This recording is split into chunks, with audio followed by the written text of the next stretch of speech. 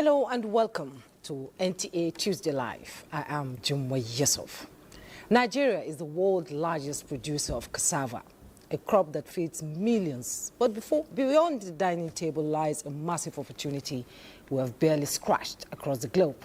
Countries like Thailand, Brazil, and Vietnam have transformed cassava into starch, ethanol, animal feed, and even foreign exchange. So why is Nigeria still stuck at the level of subsistence farming when cassava could fuel industries, create jobs, and drive exports? Tonight, we dig deep into cassava for industrialization. What have we done? Where have we stalled? And how can we turn this root crop into real economic power? Before you get to meet our guest, here's a background report put together by Musa Baba Aliu. Cassava, often referred to as the bread of the tropics, is a staple crop and vital economic driver in Nigeria. Nigeria is ranked the world's largest producer of the root crop, with an annual output exceeding 60 million metric tons. The crop is embedded in the nation's food security framework, serving as a primary source of calories for millions of households. From cassava flakes, known as gari, to fufu and tapioca, the crop's versatility in local cuisines underscores its cultural significance. Beyond consumption, its industrial applications ranging from starch production to ethanol and animal feed have positioned cassava as a cornerstone of Nigeria's agricultural economy, supporting livelihoods for over 30% of the population engaged in farming. The economic value of cassava in Nigeria cannot be overstated. In 2024, for instance, the cassava value chain was estimated to generate over $5 billion annually, driven by both domestic consumption and export markets. Processed cassava products, such as high-quality cassava flour and industrial starch, have gained traction in international markets, particularly in Asia and Europe. However, agricultural economists have observed that Nigeria's earnings from the cassava value chain are insignificant when compared to countries like Brazil. To this end, Vice President Kashim Shettima stated that Nigeria will earn more under the new diversification policy of the federal government. He noted that the federal government plans to save more than 3 trillion naira each year by reducing fuel and ethanol imports through a new cassava initiative. And that is why we are repositioning it to serve as a key driver of industrial development and import substitution. We are moving from subsidy-heavy programs to investment-led solutions. We are prioritizing private capital, research and coordinated action across government, academia, and development partners to drive mechanization, agro-processing, quality inputs, and full commercialization of cassava. The questions that need answers are: how is the government planning to achieve this? What about the sustainability of the policy? What happened to the cassava flour for bread initiative? Answers to these questions will be provided by our guests on Tuesday Live. Musa Baba Aliyu. Thank you so much, Musa Baba Aliu, for that background report. And I have guests seated in the studio to dig deep into this conversation on industrialization of cassava in Nigeria and the way forward. I have joining me Dr. Kingsley Uzo, Senior Special Assistant to the President on Agribusiness and Productivity Enhancement, Office of the Vice President. You're welcome to Tuesday Live. Good evening. Pleasure to have you join us. Good evening, Nigerians. And we have Professor Chidioze Egesi, Executive Director, CEO, National Root Crops Research Institute, NRCR, Abia State. Thank you so much. Thank you For joining us. Thank it's a you, pleasure all to have you join Nigerians. us.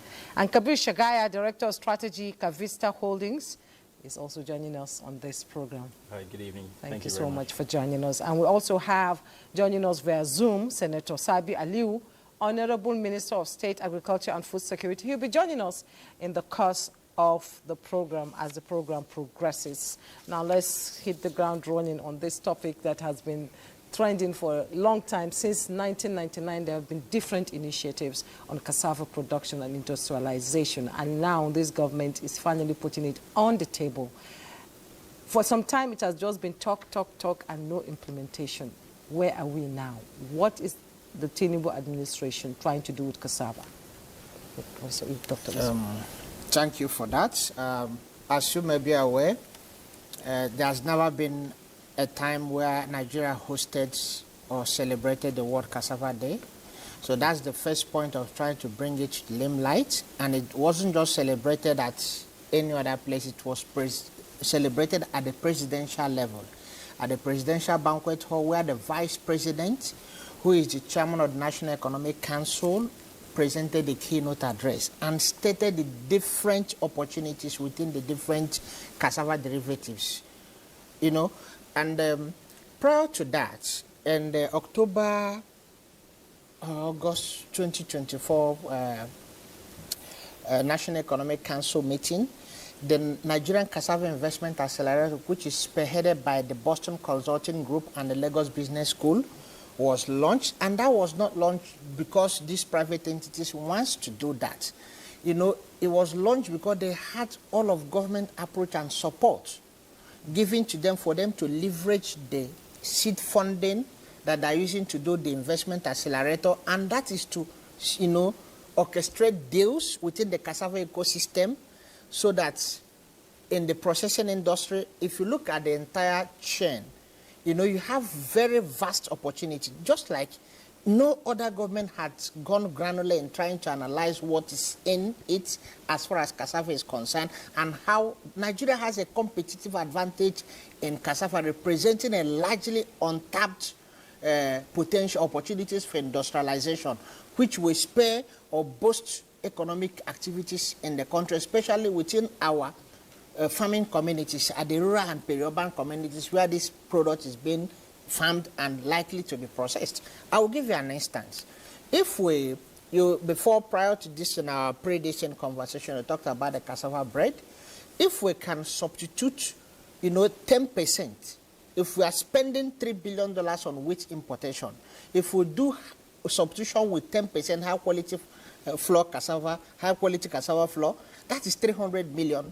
If we take a very conservative estimate of $2 billion, that's $200 million. If we move it up to 20%, it's $400 million. If we move it up to 30%, it's $600 million. If we move it up to 40%, it's $800 million, which will contribute to our foreign exchange earning.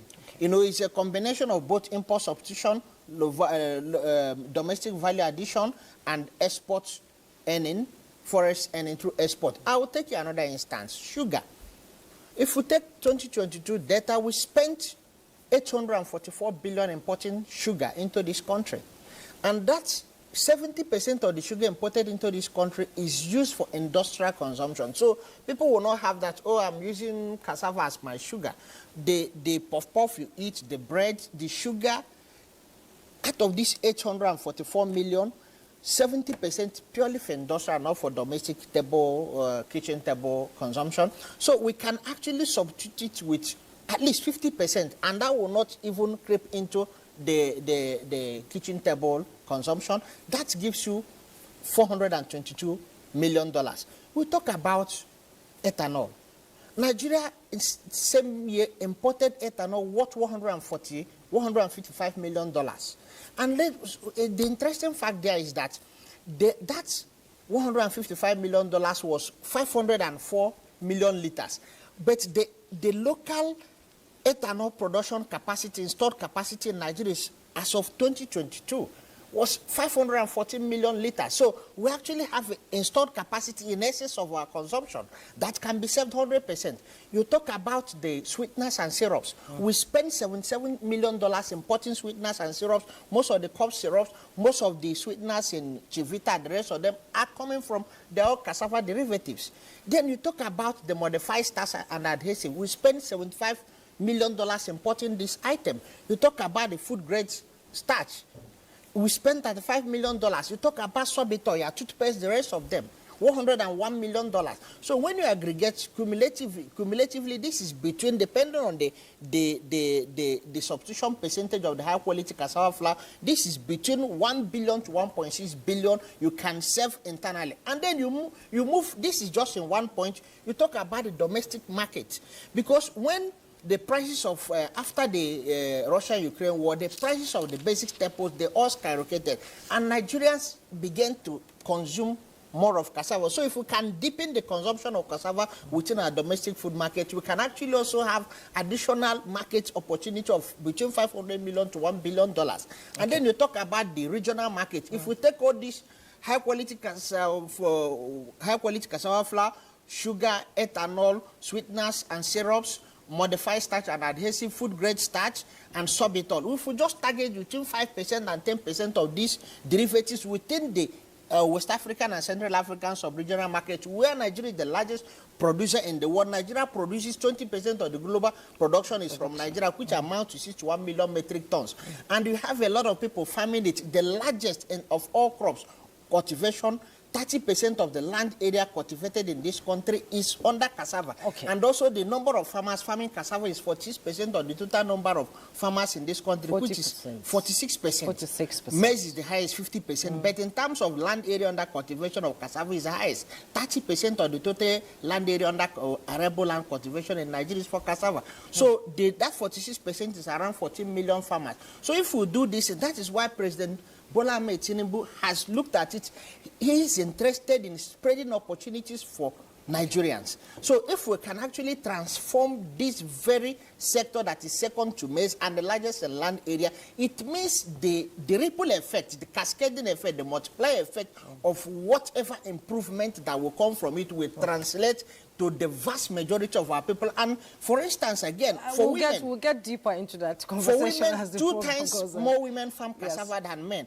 And it's a president that is interested in designing and orchestrating opportunities for women, for our rural women, so that they will be empowered and they will be better contributors to the socio-economic growth of this nation. Of this country. Thank you so much for your opening comments there. Very insightful. So it's clear that production alone isn't, you know, the full picture. Now let's talk about policies. I'll bring in a Professor Ikeze into this conversation now. Let's talk about policy.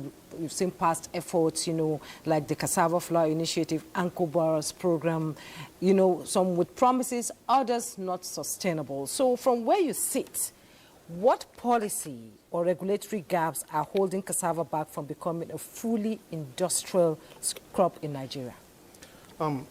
So there are various policies that we can actually do better than we're doing currently. I'll start with the 10%, 20% flour substitution that Dr.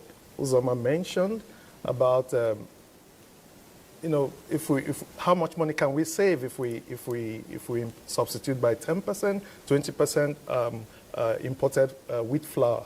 That has been a policy that has been there since more than 10 years now, but implementation has been our bane. So I think that the government that has the will, like this one, the current President Bola Ahmed Tinubu's government, is the type that we have hope now that this is going to take flight. You know, making sure that every baker, every wheat producer is substituting wheat flour. And that's one of the policies. The other policies will be the one on finance. You mentioned that anchor borrower. So how do we get the Bank of Agriculture to begin to give credit to farmers at a single digit? It's been more talk than action. Not only the Bank of Agriculture, but even the commercial banks. You don't expect the farmers to break even with the current way things are going. So those are areas I think we have room for improvement. Then we have other policies around, you know, regulating the seed sector for cassava, and that's going very well. I can tell you for sure. We've been able to pilot seed production by starting early generation seed producing companies. There's Umudike Seed in my station, and the IITA Go Seed, producing seed that is certified, because people just gather materials and sell. And like you know, you say, you don't sell grains as seed if you're talking about grain crops. The same thing in cassava. You need to have seed that is certified. So we have the policy that is regulating the seed sale, and that's very important because we're now very sure that we are having the right varieties for the industry to begin to grow and encourage their outgrowers, their farmers that produce for them to grow. And that's one of the things that's going very well. Beautiful. Thank you. That brings us to the heart, of what could really move the needle, and that is processing and investment. Let me bring in Kabir Shagai into this conversation. You're a farmer. What was it like farming cassava and making money out of it? It's tough, but it's enjoyable. So I'll introduce, my name is Kabir Shagai. I work for a company called Kavista Holdings. Kavista Holdings were the proud owners of Agbeyawa Farms. Agbeyawa Farms is currently the largest cassava farm in Nigeria. We have a 10,000 hectare cassava farm in Ekiti State. The 10,000 hectare farm, we have 2,000 hectares under cultivation last year. As of this year, by the end of the year, we should have 5,000 hectares fully cultivated and ready for cultivation. It's not been an easy process because you see cassava, it's a slow crop to grow, and you also have to have a lot of discipline and diligence as you go into it. The average yield per hectare in cassava in Nigeria is 6 to 10 tons as national average. Our farm yields about 25 to 30 tons per hectare because we make sure that we follow our processes, and that allows us to be able to grow and to be able to make sure that we can break even on our investments. We also are able to do, so we divided our farm into four divisions: cultivation, aggregation, processing, and agro-trading. On the cultivation, what I just discussed, the 10,000 hectares and the 5,000 hectares and the 30 tons per hectare. On the aggregation, we have a 100,000 hectare MOU with the Ekiti State government for $150 million, which we invested in the state to ensure that every outgrower of cassava within Ekiti State knows that there's a secured off-taker, because you have to create the market to encourage farmers to go into cassava. So we signed that deal with the Ekiti State government in Dallas at the US Africa Summit last year. And then under our processing, we're currently in the middle of actually building our own processing plant, because the reason why we went into farming and aggregation in the first place is because we found out the biggest problem with processing of industrialization of cassava in Nigeria is lack of feedstock. So a lot of processing plants you find in Nigeria are moribund because they don't have enough feedstock, either consistency of supply or also the price fluctuation. Cassava has fluctuated between 55,000 and 140,000 naira in the last 4 months. So you can imagine trying to plan your financial model around that kind of numbers. Even your bank loans can go bad on you really, really, really quickly. So that inconsistency of supply and of price has also made it very difficult for you to depend on outside sources. So anyone that wants to go into processing in Nigeria needs to have at least 40%. The NTA, I think we spoke about it, 40% of their feedstock needs to be owned by them before they cannot depend on outgrowers. Another issue is also cultivation, as I was talking to the gentleman earlier. Cultivating cassava during the rainy season is very easy because the ground is wet and it's easier to pull it out of the soil because it's a root crop. However, during the dry season, it's hard. So cultivation is a lot slower during the dry season as well. So these are also factors that you realize that a lot more processing takes place during the rainy season in Nigeria than the dry season. But we've been rolling through the punches, but we're enjoying the experience. Beautiful experience. Growing up, we used to just go to the cassava farm, plug it, and just eat it raw like that. And it's good. I hear that the Honorable Minister of State, Senator Sabi Aliu, is standing by on Zoom. Thanks for joining us. Thank you very much for having me. Good evening, Nigerians. Okay.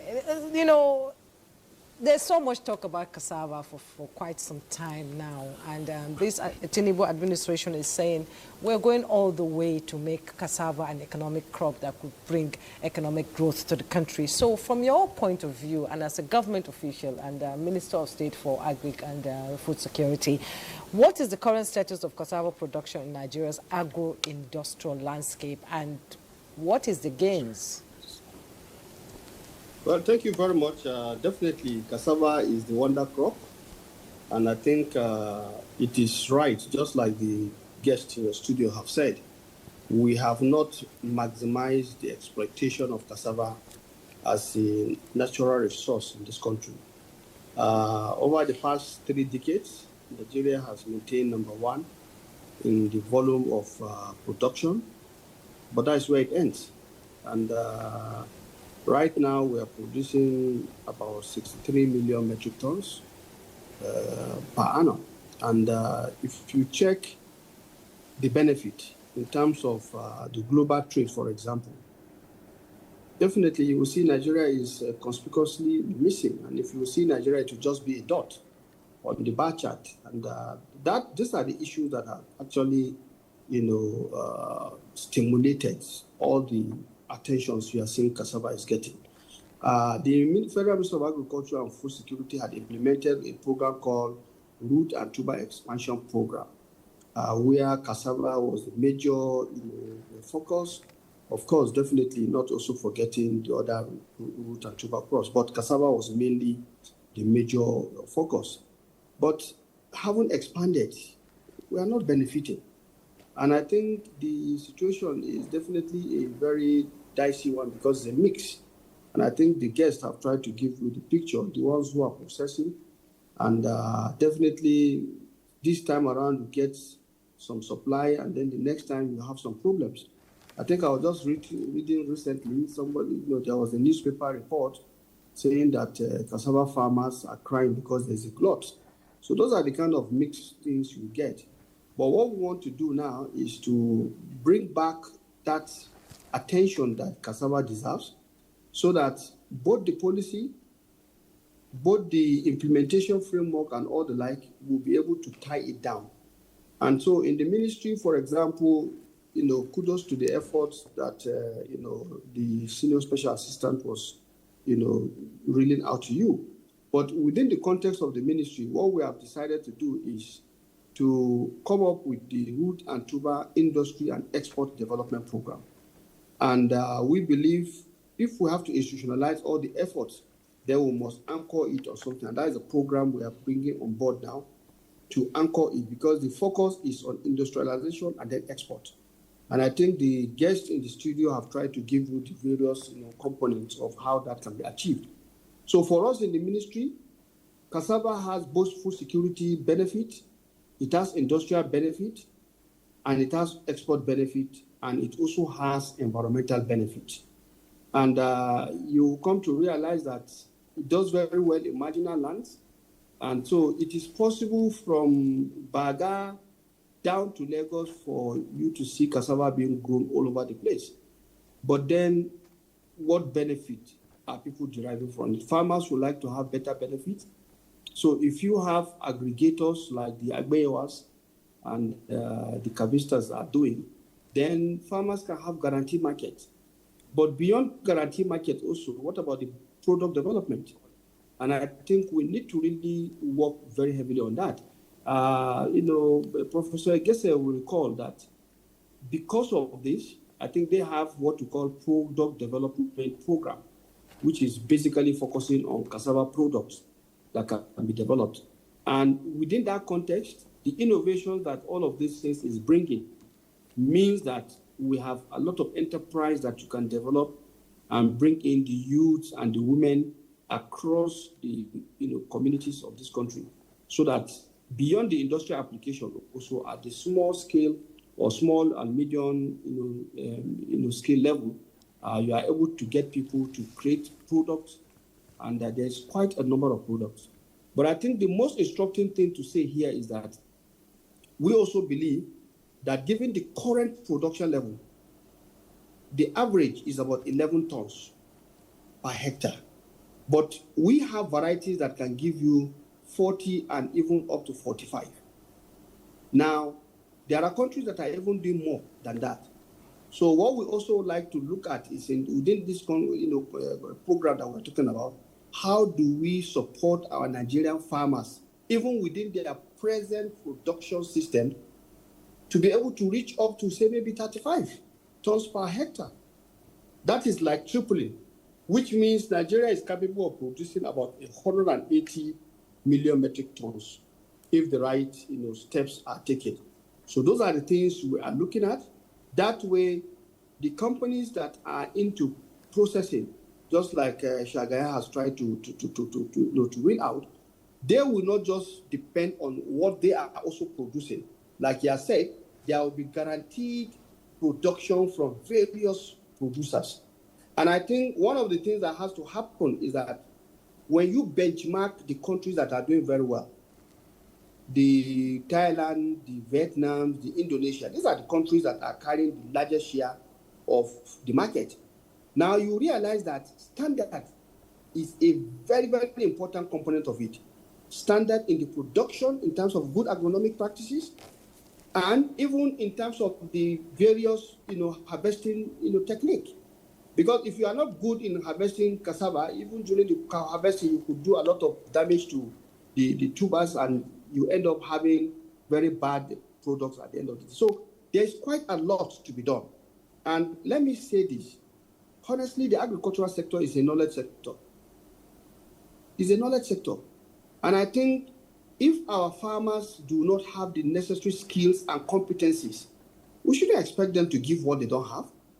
So within the context of what we are doing, we intend to vigorously pursue investing in Nigerian farmers in terms of building their skills, their knowledge, their competencies, so that the good agronomic practices we talk about can be properly implemented by our progressive farmers. Our farmers are more than passionate and willing to do the farming, but they need all of this support. And I think if we are able to get all of the present actions and the passion that everybody is bringing to the table, the private sector this time around are out. They are saying that, no, we're not going to wait for you to invite us. We are out, and we want you to recognize that we are there and we want to partner together. And definitely at the level of policy coordination, the Office of the Vice President is helping us to also achieve a lot, where you are bringing in both the private sector, the subnationals, and every other critical stakeholder that is required. So what we need to do at the level of the ministry is to bring all of this together so that the institutional framework in terms of institutionalizing these things can be guaranteed, and it can go beyond just a particular session of our administration. Let it be something that is there, and whoever comes in, we find out that, yes, a lot of work has been done in terms of the sustainability of what we are going to put in place. And I think if we do that, then Nigeria will take its rightful place of not just being the world #1 producer of cassava, but of course the world #1 producer of variety of cassava products. And for effect, starch, for example, just starch as a product to be derived from cassava, the global market value is put at about $85 billion US, and that is expected to go up to about 95 by 2030. So if you look at the opportunities, they are just too humongous for us to ignore. And that is why within the context of the Renewed Hope agenda of President Bola Ahmed Tinubu, where we're talking about job creation, economic growth, poverty reduction, the cassava as a commodity or as a crop and the value chain or ecosystem it can generate has a lot to contribute in arriving at the outcomes that the Renewed Hope agenda of President Bola Ahmed Tinubu intends to deliver to Nigerians. Okay, and that is what we are working very hard on. Okay, Honorable Minister, I'm going to stay with you briefly. You've made some excellent points there, and I want us to talk about it.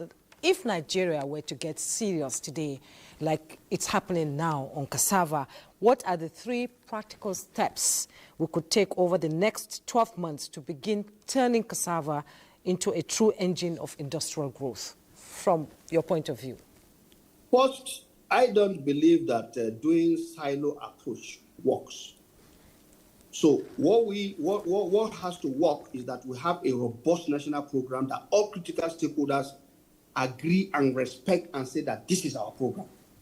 And I think that is what we are working on.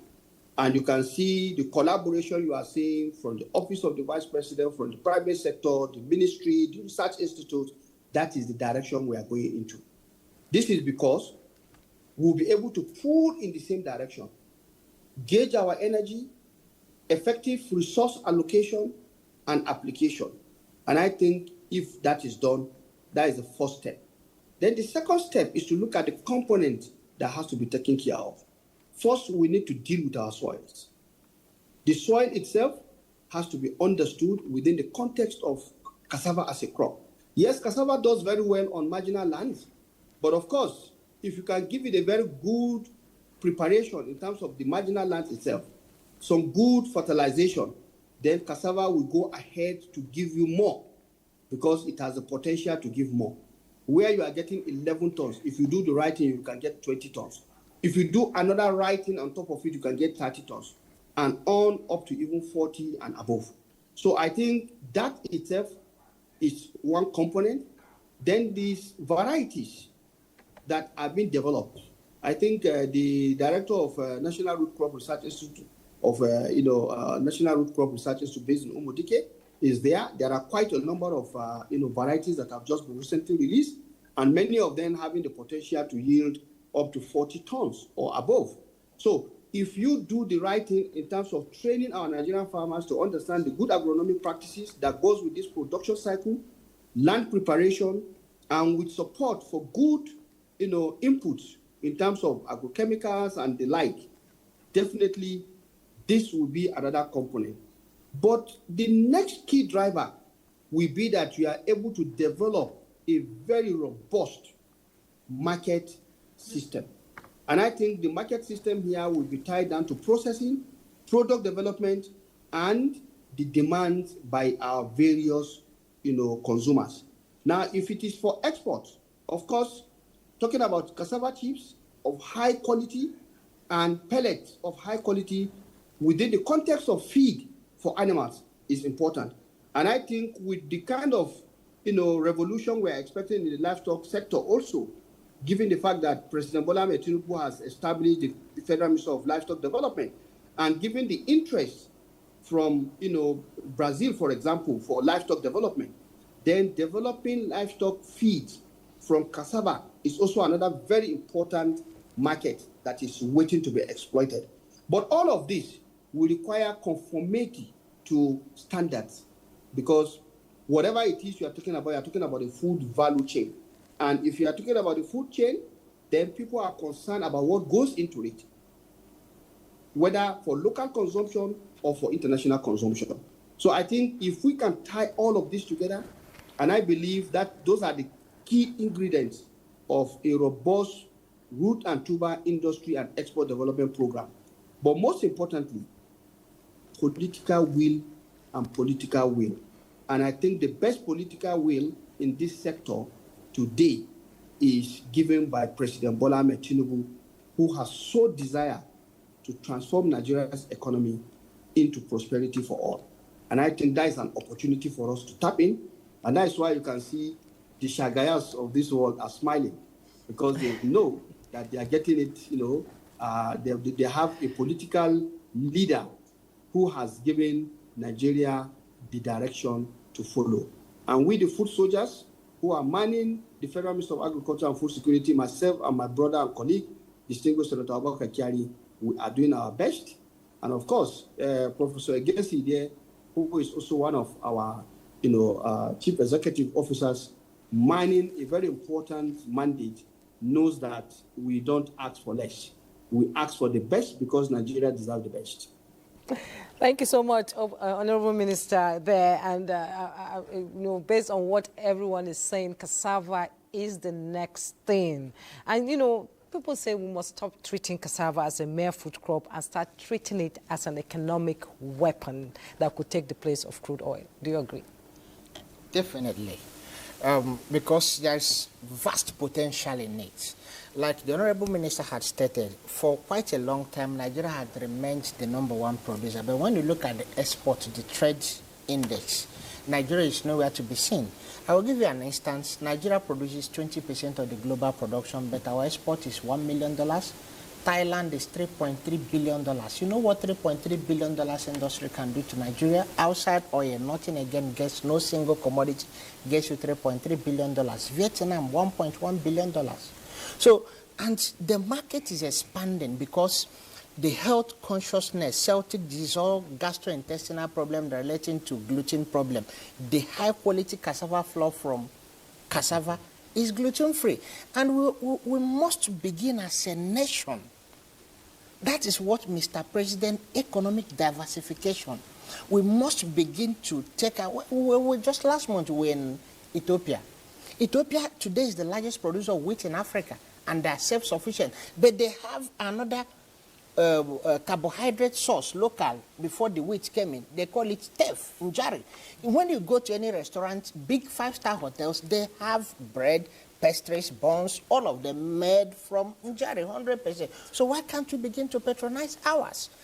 All these companies in Nigeria, when you ask them why are they importing the sweeteners and syrups, a whole lot of these companies, breweries, the rest of them, because they talk about the lack of the supply and the price competitiveness of these materials from Nigeria is 2 or 3 times high. How can we do that?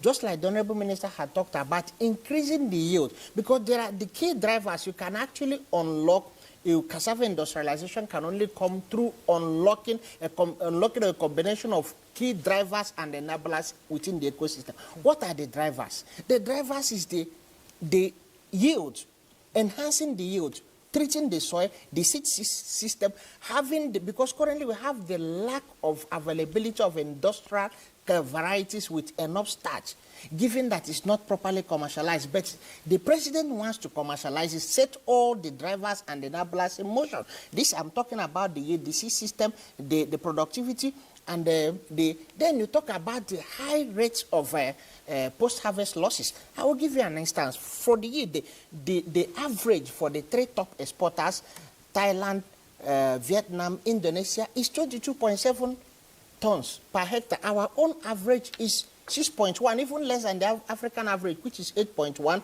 and the global average is 10.3. Then the post-harvest processing. These countries, the high post-harvest rate, these countries 7.7%, Nigeria is between 25 to 45 to 40% post-harvest losses. So what are we going to do to these? Are putting all like the minister, they have the mandate from the president, the ministry, to set up the institutional framework to make sure that all these designs are institutionalized and embedded within the farming communities. And then, what is the percentage of processing? In Nigeria, it's just 10%. In these top 3 countries, it's 35%. So, what government is doing, working all of government approach, not in silo, Federal Ministry of Industry, the research institutes, the financial sector, Nigerian Cassava Investment Accelerator that is orchestrating deals and coordinating, anchor processing, outgrower, and block farming. All these things are being done under the direction of Mr. President, who has shown interest, who has seen this commodity as a key driver of growth. A lot of 14 million farmers are farming, and more than half of them are women. So, not only trying to use it to transform and do industrial transformation, but also upliftment, economic livelihood upliftment of our rural communities, of our mothers, of our youths. So, I've just talked about the youth, the high post-harvest processing, the drivers, and the insufficient processing capacity. Like I said, these countries are 35% processing, and whereas we are 10% processing. And then also open up access to markets, because other new industrial applications and the bioplastic has been projected to constitute around 7.7 billion or 2% of the $285 billion plastic processing market. And if we can, as a nation, tap into just 20% of that, that gives you $1.5, $1.6 billion investment. So these are all numerous opportunities that the president has seen as a president who is not just dependent on oil alone. As he's working on cassava, he's also working on all other value chains that can be scaled to bring in economic transformation in terms of foreign exchange, any import substitution, employment generation, revival of moribund industries, job creation for our teeming youth. So it's a whole lot. When you look at the chain of commodities that are within, derivatives within the cassava, they said, and the different industries, if you begin to sub it all, it's not only one company. Hundreds of companies will be involved to be able to get only the sorbitol that is required within Nigeria, talk less of the export. And how can we begin to export also, or to also discourage our local producers from importing? By reducing the unit cost. How do you reduce the unit cost? By increasing the yield per hectare, so that if we are producing average 6.1 ton per hectare, and in Thailand is producing 22.7 ton per hectare, there is no way their own will not be much, much cheaper, because they are like 7 times more. So the unit cost will be lower. So these are all the different policy framework, and how do we do that? That's what the Federal Ministry of Agriculture is doing through the seed system, the National Root Crop Research Institute, and then open up access to markets, helping, working in synergy with the private sector. They will tell us what are the policy framework or regulation that government should do to help them. And the enablers, what are the enablers? The enablers is coordination and orchestration. You talk about the anchor processing, the outgrower, the block farming. You talk about the funding and capital mechanism. How do you, is it structured financing, the different financing mechanism, and that is where government comes in. And then you talk about the policy framework. What are the requirements? What do we need to do as a government to help our private sectors to outcompete those that are dumping these materials into the nation, and also help us to take advantage of the markets that exist outside the Nigerian. Yes. I will give you an instance, just the tapioca alone. Indonesia takes 80 to 85%. Why can't we work to get on that 15%? That is what the president wants. And not only the 15%, because if we can just double our yield, our price per this thing will come down, just like last year, because of the massive incentive by this president has never happened before in this nation, that the price, the output, the productivity was high. That was why this glut you are talking about is thanks to the president's policy. Like, I will give you an instance. Last year, he gave 2.15 million bags of NPK fertilizer, given directly to farmers, not other times where it's given to RNG farmers. That has actually translated into increase in production, and that's that increase in production that you are seeing that is bringing down the unit cost, and that is what you are talking about growth. So we now have to move from the production, tackling the post-harvest losses, and move to the other end, which is increasing the processing capacity and expansion of access to market and market linkages. With that, you will see cassava as having a much stronger, much robust, and much laudable contribution to the economic upliftment of millions of Nigerians. Huge potential here that can be harnessed.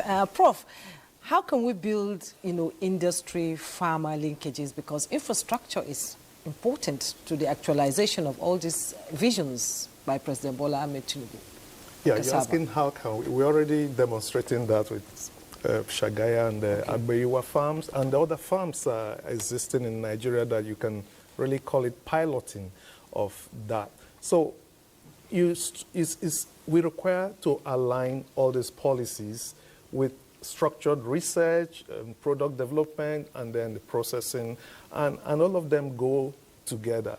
For example, if you talk about infrastructure, you don't want to travel a long distance with your roots because you are carrying wastewater. Like 70% of what you are carrying is wastewater, and it's cost, you're paying money to carry waste. So we need to have expanded processing capabilities at the farm level or at the rural level, or if you cannot get that, then you get an aggregation center at the rural level and have a transportation system. So logistics is a big component of value chain development, and that needs to happen if we're looking for how to make this more robust. And we need to also work on different novel products, because some of the times you hear, oh, the roots are too cheap, prices are slumped, is because we are focused on our traditional gari, fufu, starch.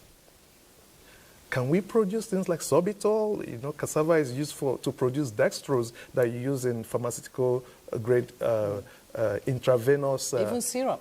Yeah, exactly, cough syrup. And so we can just begin to look into all of that because we've been so focused on the traditional products. So can we go into secondary, what you may call secondary products? It is possible.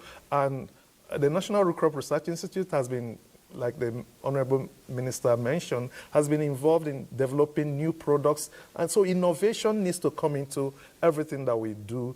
And I think the best time is right now that we have the political will and the political support from the highest level, from the presidency to the ministry, and that connects us. So how can we connect this? The public-private sector engagement is already happening. The World Cassava Day was a big day in Abuja, where the private sector, a lot of private sector partners were in the room, and they were all talking, and deals were being made right there, not just talking for presentation's sake. There were deals, and there were MOUs that were signed real companies. And that's very important thing that we think is happening. The Nigerian Agricultural Development Fund was practically supporting, I think the Abuja farms were also being, there was a partnership. So we need to do handshakes across the board, starting from the research where we now develop new varieties. In the past, you just say, we have a variety of cassava called 3572, for example. That was used for everything. Use it for gari, use it for fufu, and when you say starch, we give you. So, but you know that in commercial agriculture, that does not help us. You need to say we have specific varieties for specific industry. And that's what we begin to do now, breeding new varieties that are suitable for gari and a different set of new varieties that are suitable for starch. So that kind of scenario is what we are presenting. And then you now have seed companies that are producing those seeds, multiplying them in an efficient manner, and they're able to reach the farmer. So when you say, I want to buy improved cassava seed, we know where to direct you. We don't just tell you go and buy from just anybody. And those are things you need to stabilize production, like you've heard earlier on. If you don't stabilize the production, then there's nothing to power the industry. You need to have the production,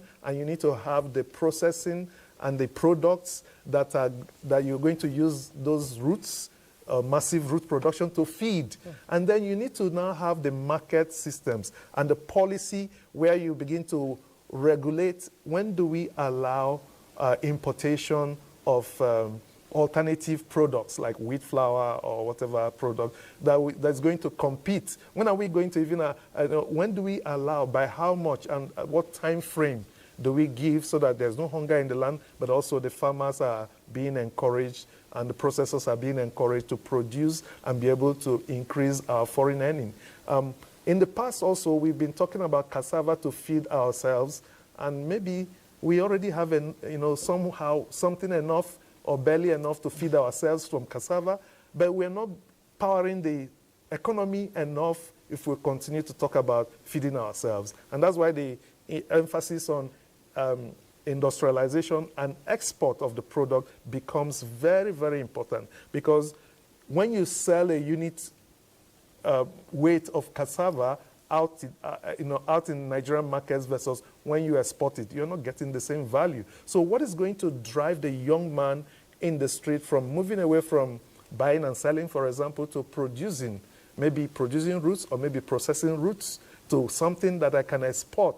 This is what we want to do. So people will move away from not just blue-collar jobs or trading or driving, the mobile, yes, keke napep and all of that, and begin to go into farming and begin to see, that they will make real money from it.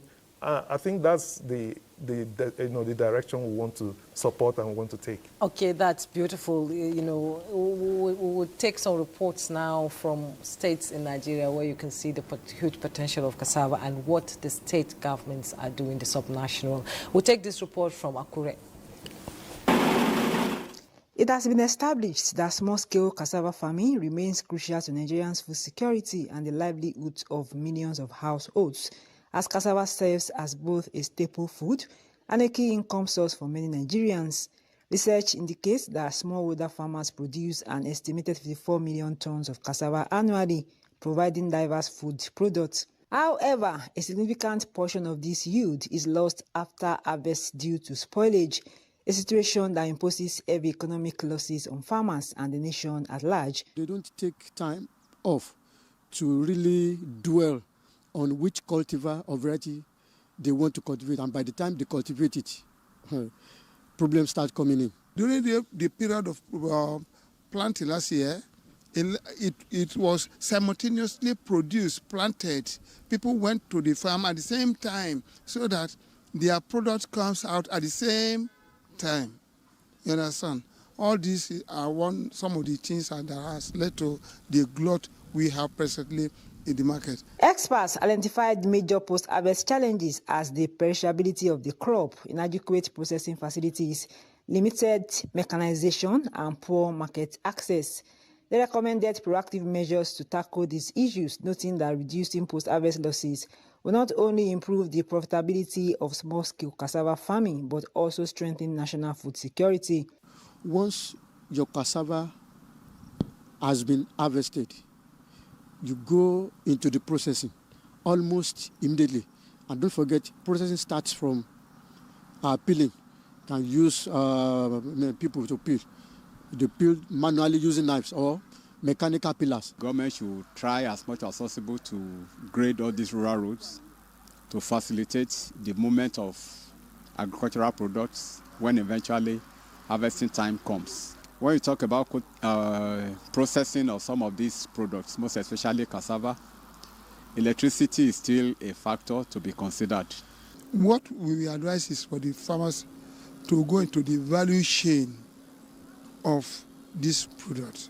Thereby they'll be able to even preserve, after production, after processing, preserve their product till when the price will be, or when the demand will be high. Stakeholders express confidence that with the right strategies and investments, cassava's economic potential can be fully harnessed for the benefits of farmers and the nation.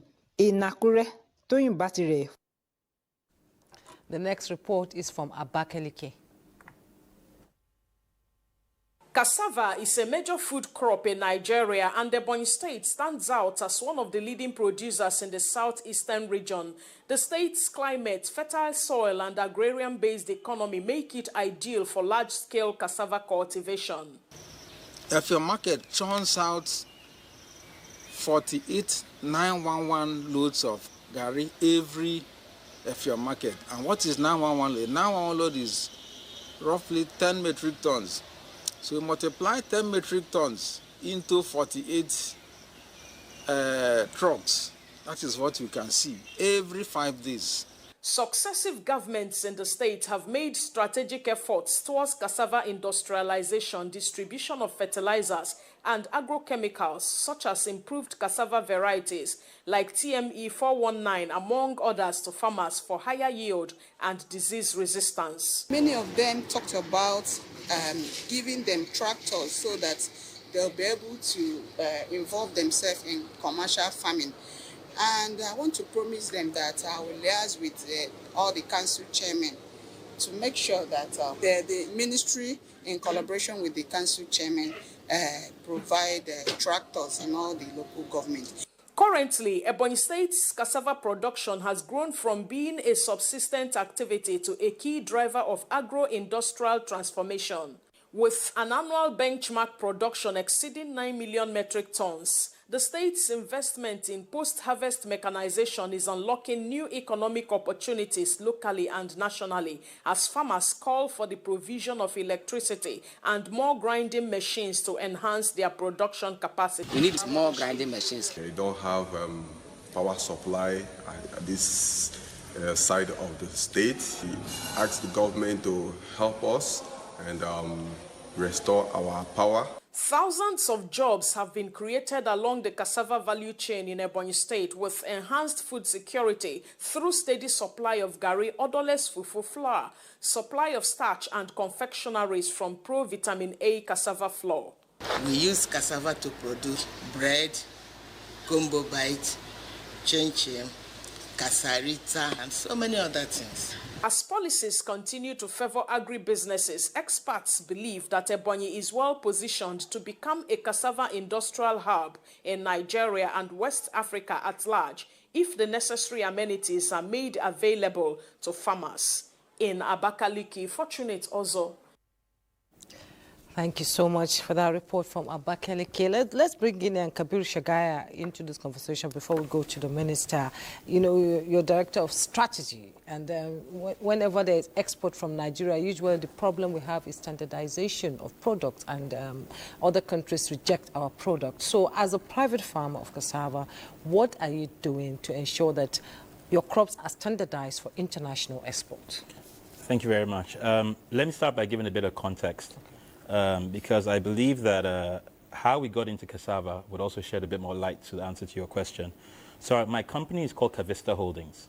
Cavista Holdings is a large investment holding company in Nigeria with multiple investments in several sectors. We own a company called Cavista Tech, which is a tech company hiring the largest amount of software engineers in Nigeria, currently based in Lagos, which supports our US office. We have regional offices in Botswana, Philippines, India, all supporting our Cavista Technologies companies in the US. We have another investment called Ikogosi Warm Spring Resorts, which is in Ekiti State, which we also took over from the state government a few years ago. And it's now one best holiday resort in Nigeria 3 years in a row. So please, everyone on TV, go visit Ikogosi. We have PayZip, which is our payment solutions company, which is also fintech, which also does payments. And then we have Agbewa Farms. Now, our parent company is a US company called Access, which is the largest home healthcare software engineering company in the US. We're a large player in that field. But what we decided to do, our founder, John Olajide, he's a Nigerian American. So he's decided to, okay, let me come back to Nigeria and reinvest, because he believes in transforming lives. That's what we do at Cavista Holdings. We look for industries where we can make the most impact and make money at the same time. As you can see from the investments I've told you about, from Ikogosi, which is a national asset, to software engineering, creating jobs for youths, and also to PayZip, and also to Agbewa Farms. We believe in business as a force for good. Now, we also make sure that as we're doing our businesses in Nigeria and all over the world, in Philippines and India, we always try and make sure we create the linkages to make sure that whatever standards we have in Nigeria is the same we meet in the US and everywhere in the world. So standardization has always been at the back of our mind from the get-go. So coming into Ekiti State, we started about, I think, about 3 years ago. When we got into Ekiti State, we realized that we're going to go into cassava. Going into cassava, we realized that we have to go into the economics of production of cassava, all the way from the beginning to the end. How do we get the right land? We worked with the Ekiti State government, got our land. How do we make sure that we get the right stems? We worked with the IITA, got the right stems. We got the various varieties like Baba 70, White Lion, TME 419, and 419. We were told not to be calling 419. Why do you call it White Lion? White Lion. So we have various varieties, and we made sure that, and we've just introduced another 4 varieties. So we have about 7 or 8 different varieties in conjunction with the IITA on our farm. We test out all of these varieties at different portions of our land. Our yield, our starch content on our cassava is about 27.7%. The average starch content is 18 to 20%. Now, you see, all these things I'm saying is setting the picture, is creating the context, which you realize when we go to international markets, they already know that there was a lot of intentionality and thought going behind how we did our processes, from our mechanized farming to our tractorizations. Like, we make sure that everything we do it well. We get it right, we get it right, we get it right. So after we reached the point where that's now being done, we now started to make sure that how do we work with the local communities? We have our Agbewa Academy, where we train local farmers and smallholder farmers and tell them how to get higher yields per hectare. The same person that was farming 6 tons per hectare in Agbewa before, he's now doing 30 tons per hectare. Now, the same person making the same amount of efforts is now making 3 times the amount of money, literally just by us teaching them how to do things differently. And we make sure that we carry as many local farmers along as we can. We currently have by the end of this year, we should have 500 in-growers on our farm. And we are literally expanding that rapidly by next year with our Agbewa model town.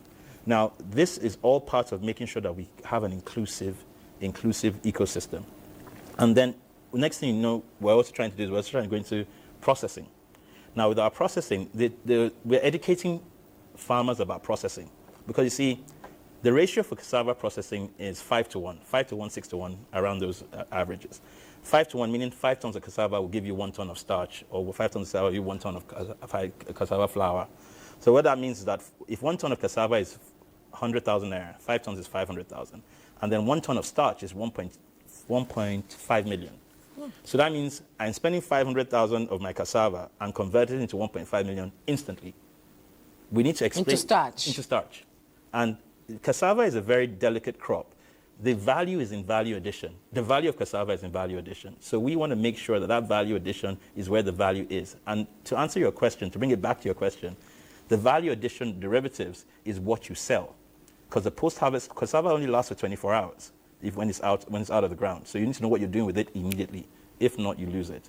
So what we try and do is we make sure that all these processes that we put in, from the land clearing with the helps of NALDA, the NADF, the different government agencies, the IITA, the NCIA, all the different agencies we work with, we make sure that everything is done to make sure that when we tell our story, like I've just done now, to our international partners, to our international off-takers. They're like, these are the kind of right partners that we want to work with. We sell the story of the process. We carry our buyers along with us. So as we go on our journey now that we finished our cultivation, we're ongoing on our cultivation journey, thank God, fingers crossed. And then we're now moving to our aggregation journey with our outgrower scheme. And then now we're moving to our processing. What we've now done is that we are able to now educate international audiences, like in Angola. We were recently at the CCA Summit. In New York at the UN General Assembly. We talk about our Agbewa story, and we invite more investors to see what is currently happening in Nigeria. Because as my chairman is a US Nigerian, it is important for him to let other people see what is possible when you come and invest in Nigeria and how you can have such fruitful returns. So we promote Nigerian exports by putting our money where our mouth is, essentially. And then putting your money where your mouth is. On that note, we'll take a break. When we return, I'll now go to the Honorable Minister for more insight into the conversation. Don't go away. The government of Nigeria warns vandals of national assets, electricity transmission towers, cables, and other facilities to desist from this act of sabotage. Vandalism is a serious crime punishable under the law. Vandalizing electrical equipments will affect millions of Nigerians, including your loved ones. Remember that national assets belong to all of us, hence the need to protect them. Report all cases of suspicious movement around electrical facilities to security agencies. When you see something, say something. This message is from the Federal Ministry of Information and National Orientation in collaboration with the National Counter-Terrorism Center, NCTC, Office of the National Security Advisor.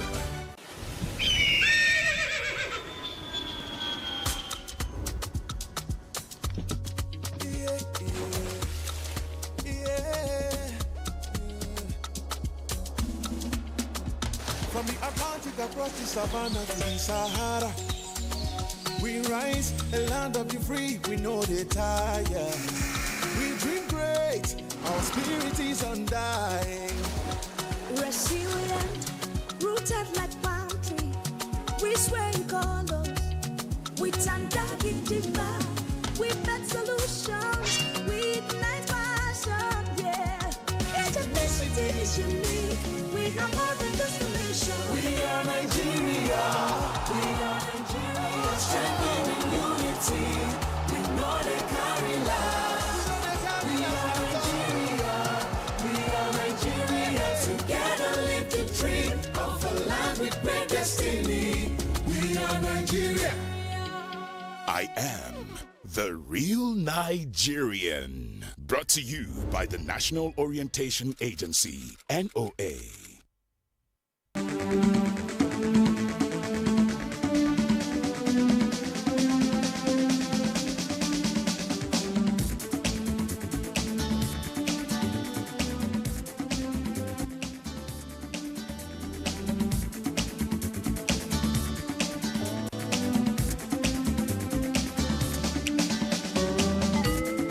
NTA Tuesday Live, a network issue-oriented innovation talk show. Welcome back. If you're just joining us, this is NTA Tuesday Live, and our focus today is on cassava production for industrialization. But before I go to the Honorable Minister, let's take this report from Makudi. Nigeria is said to be the world's largest producer of cassava. However, the scope of increasing its use in Nigerian industry is to a large extent determined by the development of an efficient and well-integrated production and marketing system. According to farmers in Benue State, the takeoff of ethanol plant and other cassava blending plants in Benue State has set the stage for a large-scale farming and ready market. Because we just the farm now, this is our environment, our house, because of killing, destroy. That is why we no go for again. Cassava is one of the major crops we have, because without cassava, there will be hunger everywhere. The cattle also consume the leaves very well. And sometimes what makes it even more painful is the herders now pull the cassava, slash it, and give it to their animals and call it indomie to consume. Deputy Director, Agricultural Services, Benue State Ministry of Agriculture, Abu Solomon, stated that the government is not oblivious of the importance of cassava to Benue farmers, and as such, maintained that a moderate price of farm inputs like fertilizer and improved cassava stems with high yield turnover. One challenge that farmers often face, especially now that it has become a golden crop, golden in the sense that we have a lot of industry utilizing cassava for various products. And just last year, and over time, this government graciously approved the procurement and distribution of improved cassava cuttings. In Nigeria, cassava processing is a promising area for industrial development, viewed through the high demand of cassava starch and the potential for exports, as it can be processed into various products like starch, flour, and ethanol, which are used in diverse industries including packaged food, textiles, paper, and biofuel production. In Makudi, Moses Ajao Udi. Okay, welcome back. That report from Makudi has just opened up some areas of conversation also. And don't forget, you can join this conversation through your phone calls. We'll be expecting you to call and join the conversation. Don't forget, when we link up with you, to tone down the audio of your television or any device you're using so that we can be audible and we can get you correctly. Let me go to the Honorable Minister of Agriculture and Food Security. Honorable Minister, recently the President with the team was in Brazil for the BRICS summit, and a lot was talked about in the area of agriculture. So how is Nigeria now, if it's on the table, negotiations were on the table for cassava in Brazil, how can Nigeria now tap into the integration of cassava into Nigeria's green energy agenda that President Bola Tinubu has been talking about for some time now? Like I said, cassava is definitely a wonder crop. It has so much potential as feedstock for biofuel or biodiesel, as some people choose to call it. But most importantly, also it has very important significance for our national food security, and also for our economic growth and diversification of the economy, as some of your guests have also stated. So for me, I think what is happening is the fact that we have to put all of this on board. You can't take one at the exclusion of the other and expect to get it right. You need to bring everybody on the table to create a balanced, structured, definite program. That way, you will know what component of your production should be for the purpose of food security, what component is designed for export, what component is designed for this industrialization in terms of the various products, but most importantly also what is going to be for the purpose of what do they call it, feedstock. Yes, we have the potential, but I think we need to plan. And so for us, that is why we're talking about this root and tuber industry and export development program, the RTIDE program of the Federal Ministry of Agriculture and Food Security. And so where we have this, we can bring on board all the critical stakeholders and all the current efforts so that all of us will be able to see what is obtainable, what is possible within the confines of the collaboration and partnership that platform will engender. Now, the implication is this.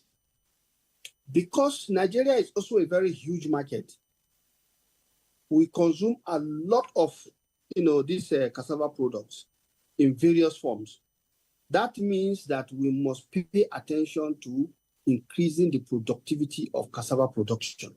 And that was what I alluded to earlier in my opening statement, to the effect that currently we are producing 63 million metric tons per annum. And at what average yield is about 11,000 metric tons. Yet we have varieties that are giving you up to 45 tons. I think Agbewa farms are talking about almost 40. So the point to be made here is that if as a national average, you just take 30 or 35, 1,000 metric tons as a target for all our farmers, that is about 180 million metric tons you are talking about within the current production, hectarage. So not to talk of the fact that we have almost 93 million hectares, and what are we using? Our total production hectarage is about 34 million. So the room for expansion is there, and I think that is the catch that the Agbewas are taking advantage of in terms of targeting 5,000 and even having a dream for 10,000. And they have the capacity, they have the passion, and I believe they can do that. Now, this is not to say that the small-scale farmers will be completely, taken off the table. No. What we need to do is to replicate the best practice that is obtainable in these countries that are getting the global market, because they also are having small land holding, half hectares, 2 hectares, 1 hectares. But what are they doing differently? What they are doing differently is the fact that their farmers have been standardized. And so if you bring in 100 cassava farmers or 1,000 cassava farmers, they'll produce the same thing. And I'm happy that at least some of our farmers are beginning to see the advantage of harmonization of operation. I think your report from Akure, the president of the Farmers Congress there actually alluded to the fact that farmers have gone to produce the same time and that kind of a thing. So within the ambit of clustering, when you have farm clusters targeting the same production system, the same product, then you can actually even do some processing into either semi-finished or even finished products within those, clusters or ecosystem. So my point here is the fact that, yes, we have the potentials and we need to do the work. And that is why these conversations are taking place. And I have no doubt in my mind that we have what it takes, because we are enjoying the best political will now, as given by President Bola Ahmed Tinubu, GCFR. And just a quick run. I've just seen that in the last 20 years, I think the funding of the sector is gradually increasing. Even though in nominal terms, when you look at purchasing power parity, I think because of the current value of the naira, we still have a lot more to do. And that is also. Okay, Honorable Minister, yes, we still have a lot to do, and it's all about political will. We have a caller calling from Kogi. Al-Hassan, go ahead. Don't forget to tone the audio of your television so that way you can be audible. Al-Hassan?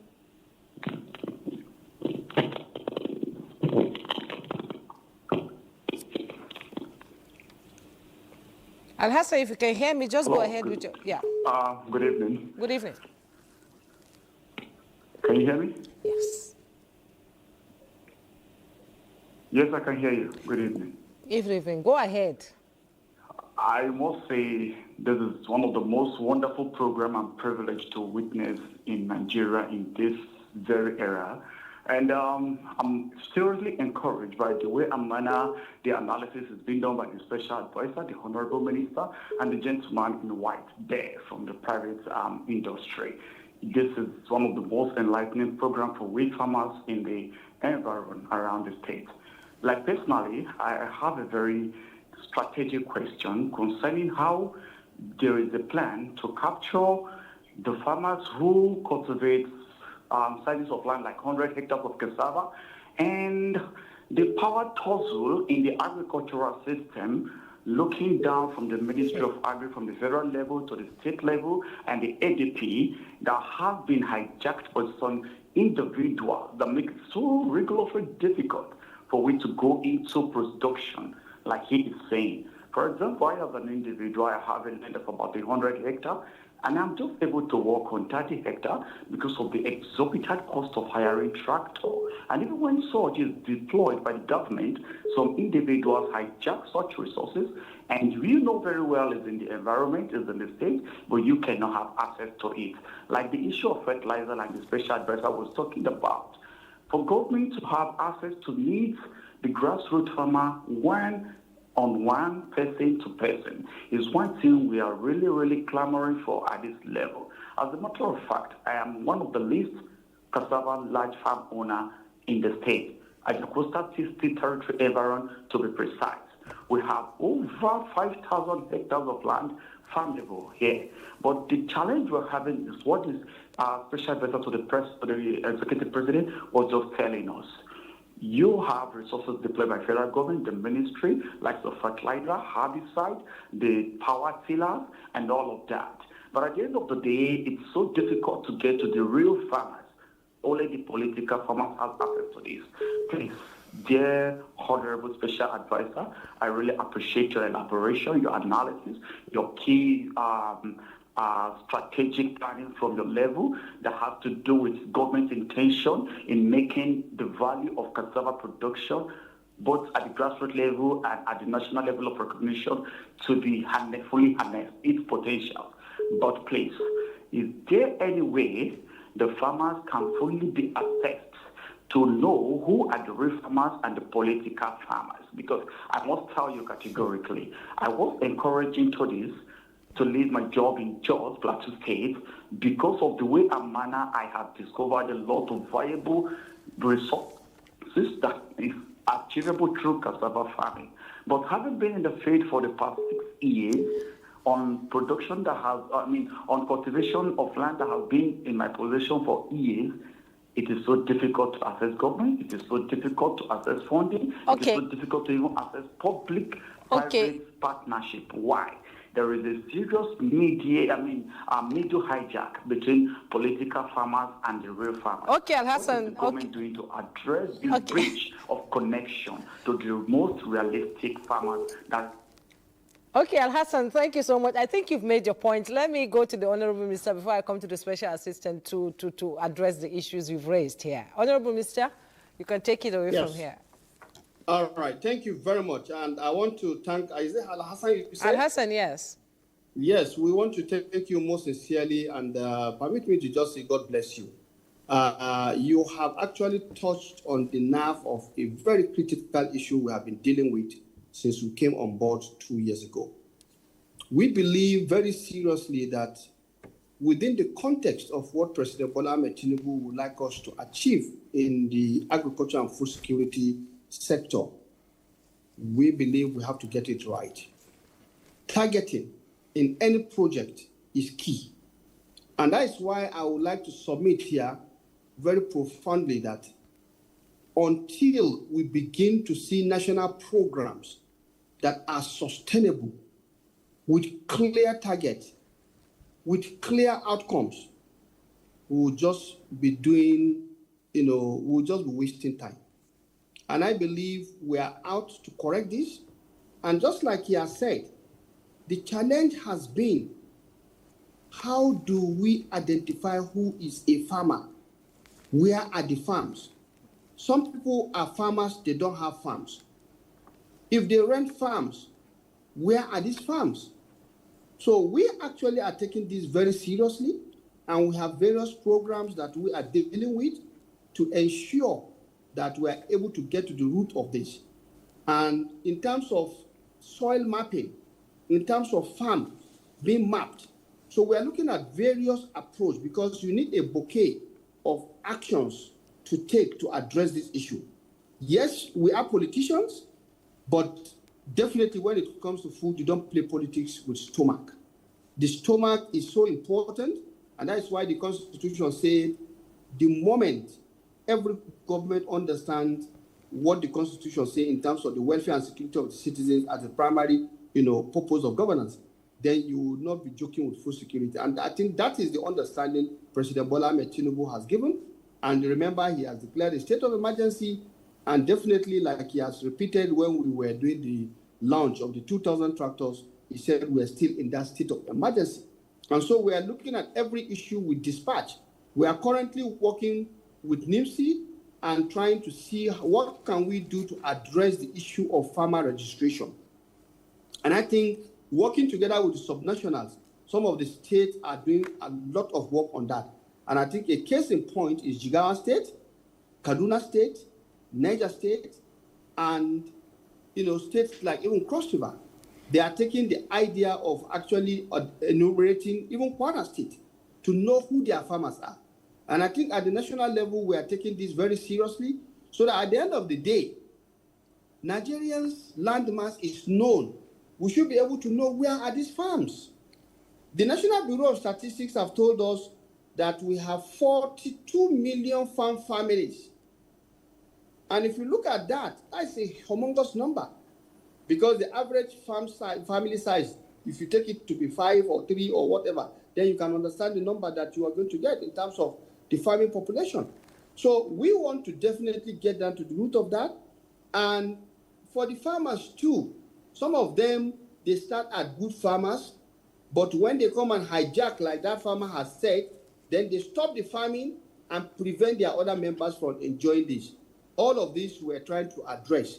And another thing we're trying to do here also is that we're having what we call reform of the Renewed Hope, cooperative reform and revamp program, because the agricultural cooperatives are in the process of being reformed.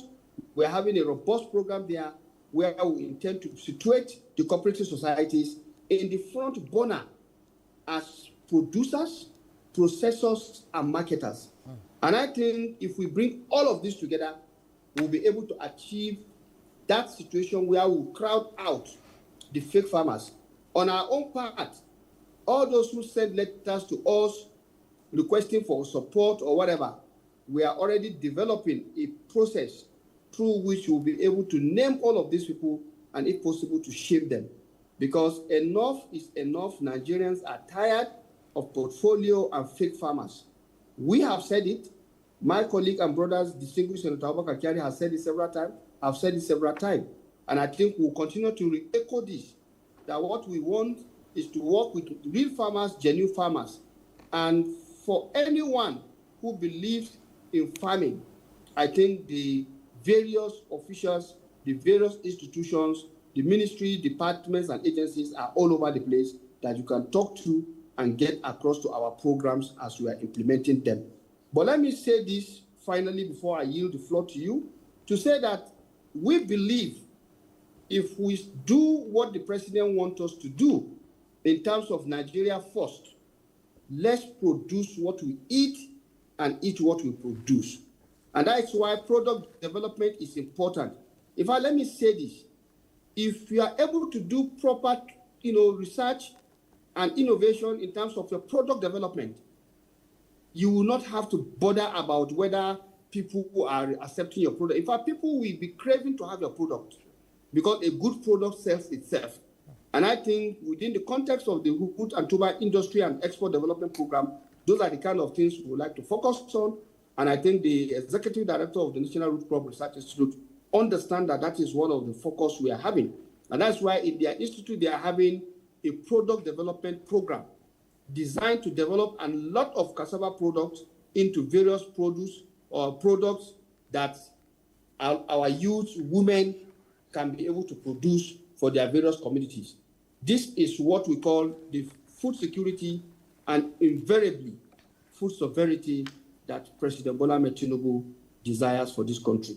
Like he will continue to say, he desires a country where no one goes to bed hungry.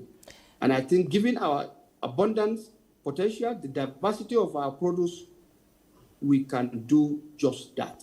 And we are working very hard to see that we are on that path.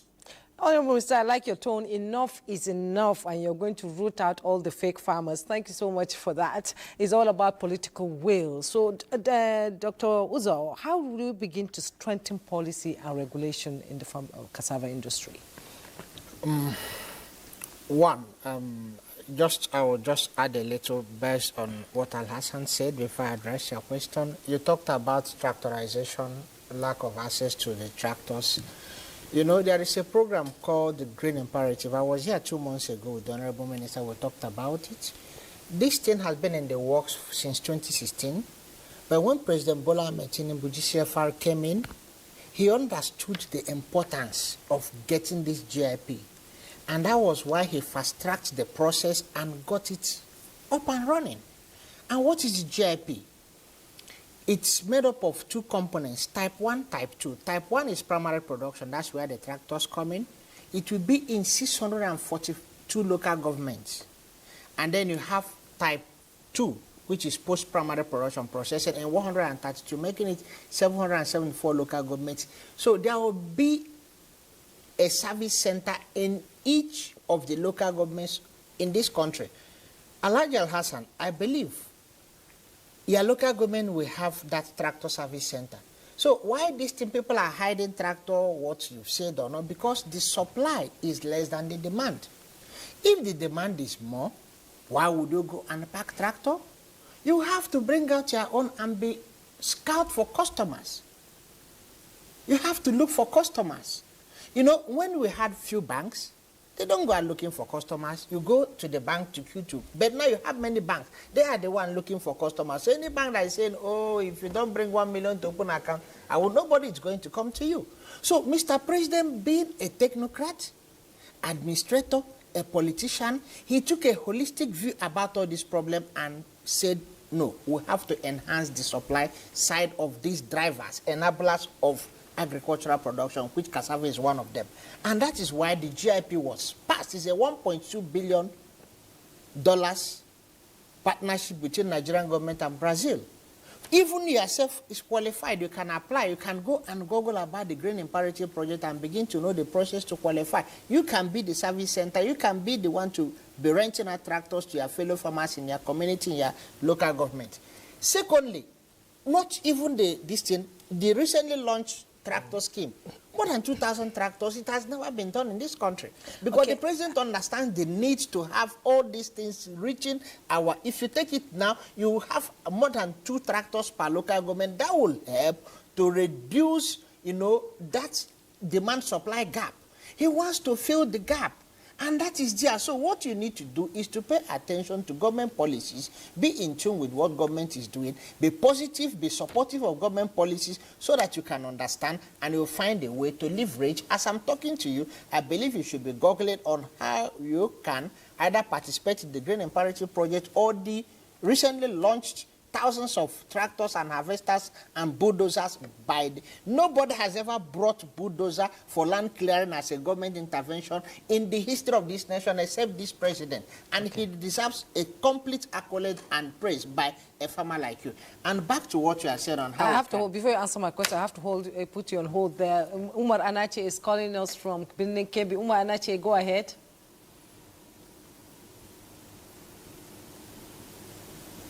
Umar Anache, can you hear me? Hello. Hi. Go ahead. Go ahead. My name is Umar Anache, calling from the Kebbi. I'm popularly known as Comrade Anache. You are a living witness in Nigeria when Uncle Borowa was launched in Kebbi, here in Kebbi. But at the end of the day, it was not allowed to see the light of the day due to the corruption and the other unnecessary engagement of those operators. What can you do different to see that this cassava initiative is allowed to see the light of the day?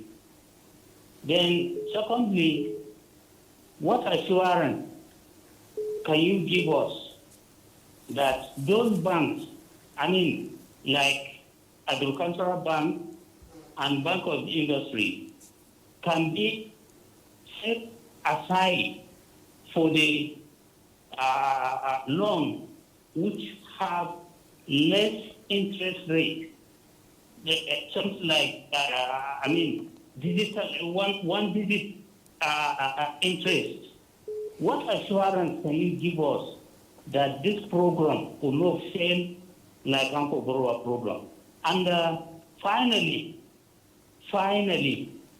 can you in any way want to check how Uncle Borowa program failed so that you will build from there? May God continue to bless our country. Thank you. Dr. Uzo. And then Prof will also respond to that. One of the ways you can use to make sure that you don't repeat the failures of that, because like Honorable Minister has stated, there is a massive interest and investment and plan by the federal government on identifying, targeting the farm registration, where you capture the farmer with his BVN, with his fingerprint, with his demographic data, how many children, how many wives. So you can begin to do proper mapping and targeting. And also, using satellite imagery, you capture the physical-chemical properties of the soil so that the farmer can actually farm some, more often than not, what leads to outside the poor input, the poor lack of access to input and poor seed varieties, and even within our soils that have not been maintained. Where you're supposed to plant maize, you plant rice. Where you're supposed to plant rice, you plant millet. So these are part of the package of practice that is being desired by the Federal Ministry of Agriculture on this farmer farm registration, where you capture the farmer, the BVN, the NIN number, and then you have access to their financial record, their socioeconomic and demographic attribute data, different attribute data that will make up. I cannot begin to list them, but there are more than 40 attribute data. And then you're also using satellite imagery and advanced technology and the soil test package that Honorable Minister is working to launch, to know the right soil, so that while you do that, you tie it down to extension and you have targeted precision extension guidance to the farmers, and that all will help the farmers to have enough production. When they have enough production, they will be able to pay back any facility that has been extended to them. That's one. You talked about Bank of Agri, Bank of Industry. Bank of Industry has a low interest special package. You have to do your research. More often than not, as a Nigerian citizen, we tend to always look out for the negative story from government, but there are the positive stories that their people are not looking out for them, like the Bank of Industry. They have a low interest loan, and the Bank of Agriculture was close to being moribund. It is out of the magnanimity of Mr. President and his understanding and his desire to see the spreading and diversification of opportunity for Nigerians across every socioeconomic ladder. That is why he is reactivating and refinancing, rejuvenating the Bank of Agriculture to support Bank of Industry in delivering, these financial packages that will help support our farmers, our smallholder farmers within the farming communities who may not be, financially competent enough to access from the commercial banks. You know that nobody has been talking about Bank of Industry for the last 20 years, but it's this president that has reestablished it. You've heard about the different pronouncements from government refinancing. So you take time, study, so that you can partake. Already, the Bank of Industry is doing something on the low interest capacity, and the president is being ranked under him as the best performing private sector bank, public sector bank, which can compete with the private sector bank. So we have to encourage government. We have to be very positive. And that's the truth of the matter is tune in with what government is doing. If you tune in, you have the positive mindset to follow through and to benefit, to walk through the steps to benefit from the program. I tell you, the president does not want to repeat the mistakes of the anchor borrower. That is why it was discontinued. So that those mistakes that have been institutionalized by the people manning it will not continue. He's a president who is interested in delivering results. Okay. And the result is transformation of the agribusiness ecosystem in Nigeria, be it cassava, be it rice, be it maize, be it livestock. Just like he created the Ministry of Livestock, it's never been created. Just like he separated the Ministry of Marine and Blue Economy to give a razor focus attention on all these value chains and drivers of socio-economic transformation and development in the country. Okay, thank you. Prof, while you answer to Umar from Kebbi, let's talk about increased access to finance and technology, because without technology, nothing is going to happen. Thank you. And that's where I was going to take it from, the technology part. Like, for example, we have currently in Nigeria what you call the National Seed Tracker. So it's not about having 2,000 or 1 million farmers in Nasarawa State, for example. It's about, you're a farmer, we agree. We have enumerated you, we agree. Where are your farms? They are not in heaven or in the skies. They are here on earth. So where is the geographic coordinates? So you map it. I don't need to come to your farm in Nasarawa or Kebbi to see that your farm is in these coordinates. I can see it in Google Earth and see your farm, whether you have cassava or rice or wheat.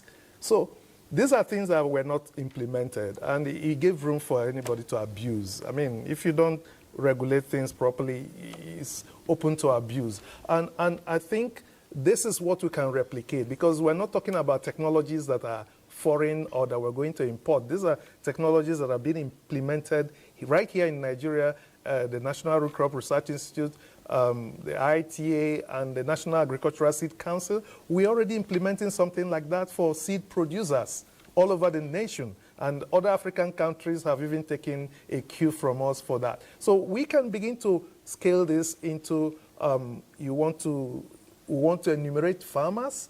I don't want to enumerate farmers that, that don't exist, or a farmer that says, I have a farm in Kebbi, but I live in Lagos, that kind of a thing. So we want to see, okay, where is your farm in Kebbi State?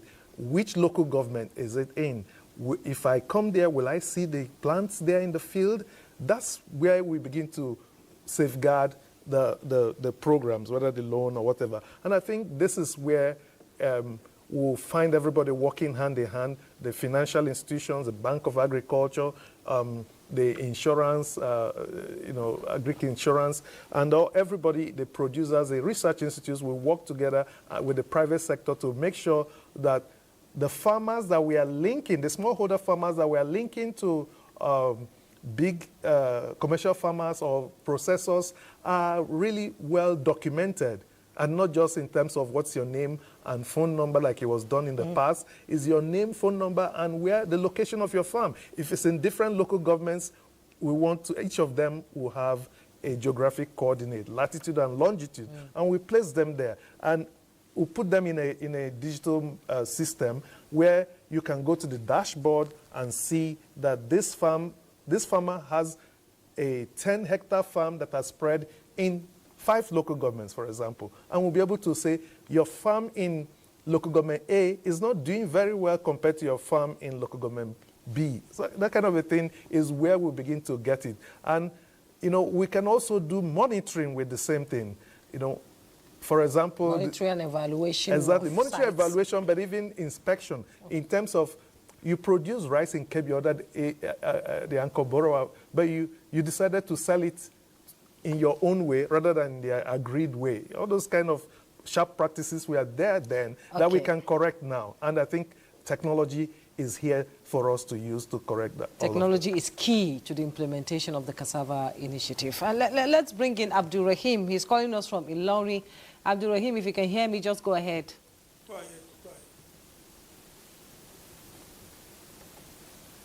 Abdul Rahim. Yes, good evening, madam. I'm hearing you quite well.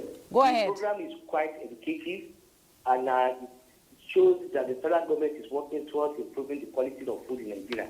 The area that I want you to improve on is, since we have people in rural areas that are workers, government can channel some of their production through some of these people there. So that is my contribution. Okay, thank you. Kabir Shagaya.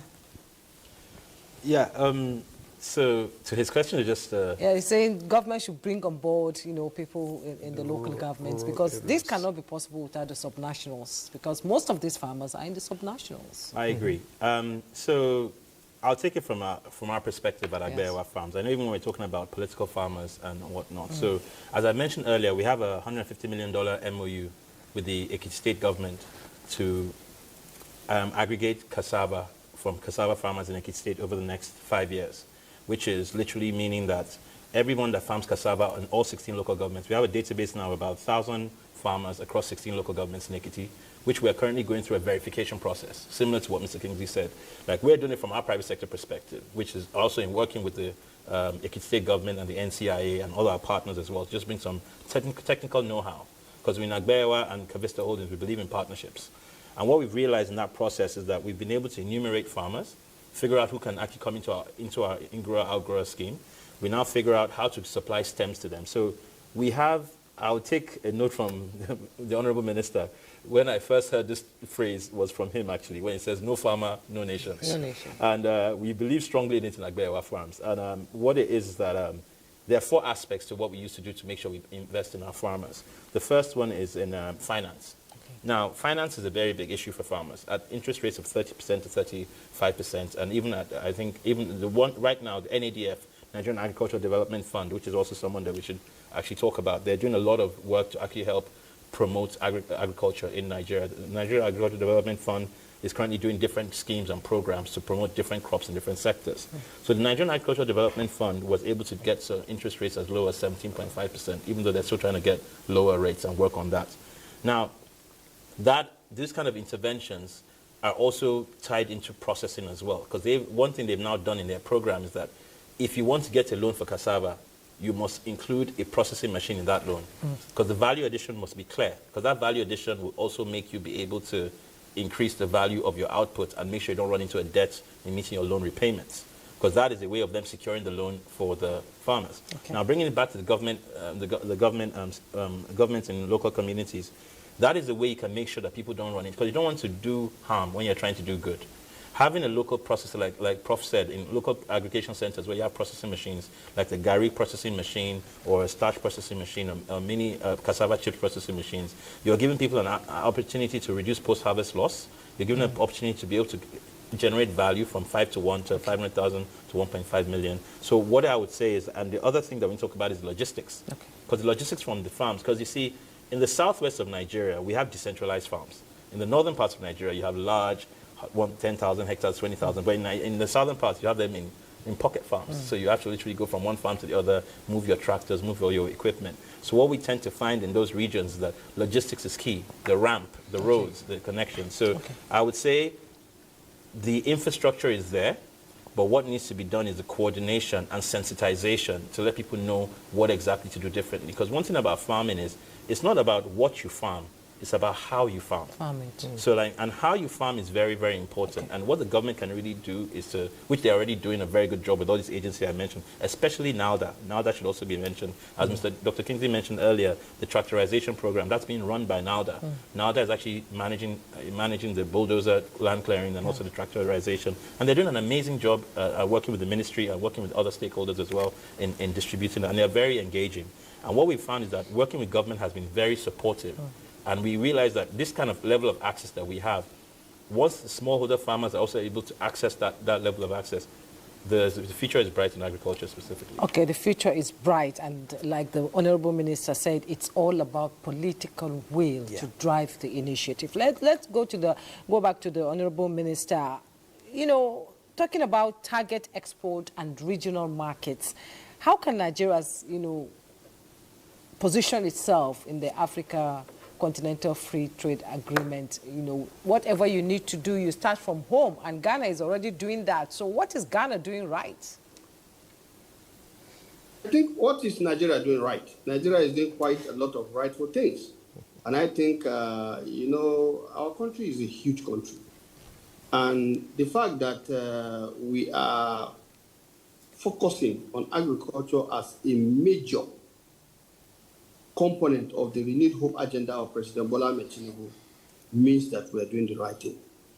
If you look at various write-ups, every other person will tell you, yes, agriculture is the mainstay of Nigerian economy, it employs a lot of people, but we are not paying attention to it. Now we are paying attention to it, and I think that is what is right. Now, within the context of the African Continental Free Trade Agreement, I need you to understand that even as it is right now, a lot of products out of Nigeria are going into most of these West African markets. But because of the ECOWAS treaty and all the other things, a lot of free movement of goods and services. But I believe within the context of the AFTA, a lot of changes will definitely come on board. So for us, that is why we are bringing in this RTIDE program. And our target is to first get all stakeholders together, like I said earlier. When we are together, we can work out a very concise and sustainable, realistic, achievable program. And we know what our resource base is in terms of what we're producing currently, in terms of the target, and what needs to happen. If you look at the livestock industry that is based on the Federal Ministry of Livestock Development, livestock feed is going to be a major thing. And that's why if you look at the role of chips and pellets in livestock feed production, it is significant. And livestock feed is also competing with major staples that Nigerians consume, maize, for example. Yes. And so an alternative is cassava. And like you rightly said earlier also, the cassava flour substitution, which will also require a rebranding because it's been there.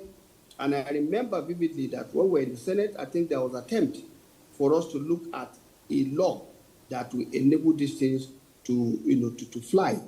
But I think beyond the law also, what is important is for us to work towards ensuring that we have capacity in country for production of high quality cassava flour, because that is also part of it. And I think in the planning of our program, all of these things should be looked at, because the various type of products that are possible, we need to look at it from the domestic market to the export market.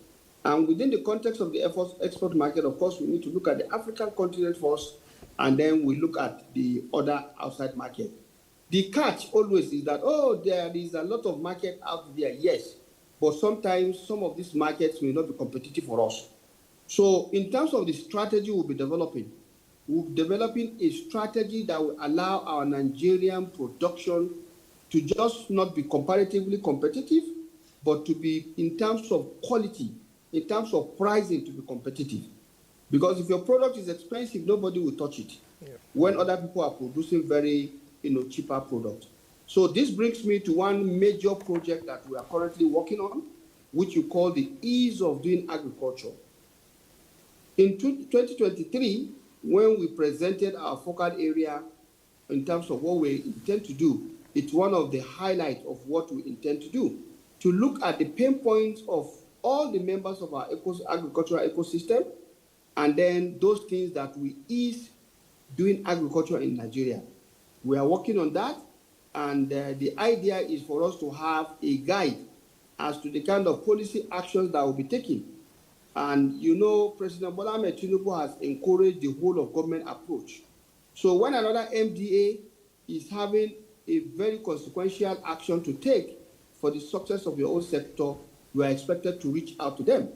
And I'll give you a classical example here, that the curriculum of Nigerian universities and other tertiary institutions in terms of the agricultural training is currently being reviewed. Just today, if I'm still correct, or have we gone past 12 midnight? Yes. Tuesday, the Honorable Minister of Education, my brother, Dr. Alausa, inaugurated a technical committee that will look at the review of the curriculum for agricultural training, so that our young Nigerians will have the competency to come out on day one to take on the challenge of not just farming crops like cassava, but also looking at processing, looking at product development, and looking at marketing. So overall, if we're able to do all of these things, we will have been positioned in Nigeria to just not produce for our own country within the Nigeria First policy, but to also tap into both the African and the global market. And I know this is in the works. We are committed to it. We are serious about it, and we'll do our best to make sure that we deliver it as part of the agenda of President Bola Ahmed Tinubu in his New Hope agenda. So finally, let me say this in terms of this particular concern that was raised earlier about the anchor borrowers. Now, one thing that has happened within that context is the fact that a lot of farmers saw money beyond what they can handle. And this was simply because there was no programming. Agricultural development cannot be done without programming. You need to do programming. Okay. Where you have your overall goal, you know what objectives you want to achieve, you know what are the inputs, you know who are the target beneficiaries, and the nuances that goes with these target beneficiaries. Because if you don't properly situate your targeting, then the wrong farmers, like one of the speakers have said, will continue to come to you, and you will have no way of scrutinizing them and knowing that they are the wrong farmers. In those days, what I remember is we go out there to the field, have meetings with the farmers, authenticate and verify before we even engage. Okay. And I think this is doable because we have staff all over the federation, and we intend to reinvigorate such kind of approach to our agricultural development efforts in the Federal Ministry of Agriculture and Food Security. Okay, thank you so much, Honorable Minister. I have to let you go now because time is just not on our side now. Honorable Minister Sabi Aliu, Minister of State, Agriculture and Food Security, thank you so much for coming on Tuesday Live and shedding light on the initiative of cassava. We appreciate you. Now back in the studio. We have 5 minutes to go, I believe. Let's have your final thoughts. How do we begin to overcome the challenges that may hinder the full implementation of the cassava initiative? It's bringing the enablers to the forefront and starting with orchestration and coordination of funding and capital mechanisms and policy framework and regulations. So all these things has to work together. None will work in silo. You need to, and that is what the federal government is doing.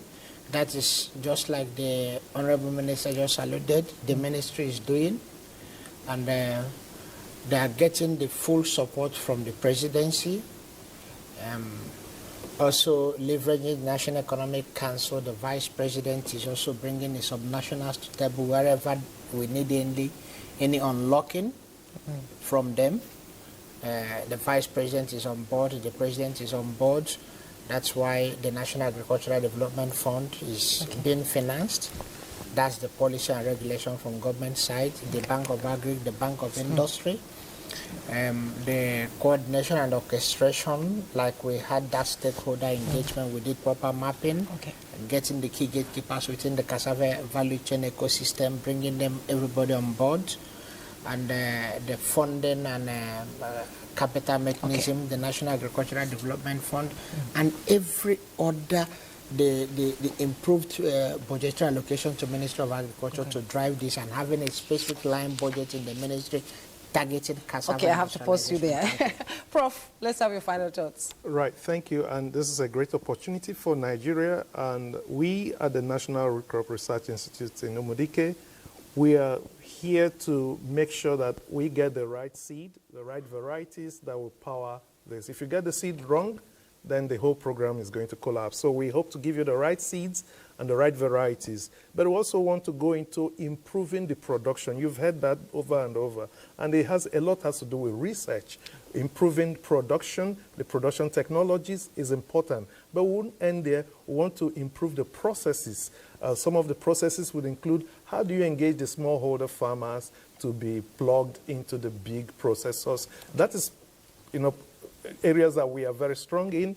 And we want to also improve the products, new products. We cannot keep producing the old products and look for new results. New products will, ginger or stimulate new excitement and new, resources available. And I also think we need to look into training of farmers and retraining of farmers. We need to make sure that they understand the value of getting the right seed. They understand the value of using the right agronomic practices, and then they understand how to do it, how they have access to agro inputs. Those are the things we are ready to do and to support the program. I'll stop you there. Kabir Shagaya, what's your advice to those wanting to go into this business? So I'll just look at it in 30 seconds. I'll look at it from an investor's perspective. Okay. So I just listed out 5 things. From an investor coming into Nigeria, what Nigeria needs to do to make it easier for investors to come in.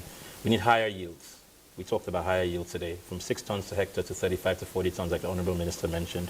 We need access to stems. The stem multiplier that the IITA just launched with the Vice President, that needs to be made accessible so people can get actual access to stems for planting cassava, and sensitization on how to plant these stems.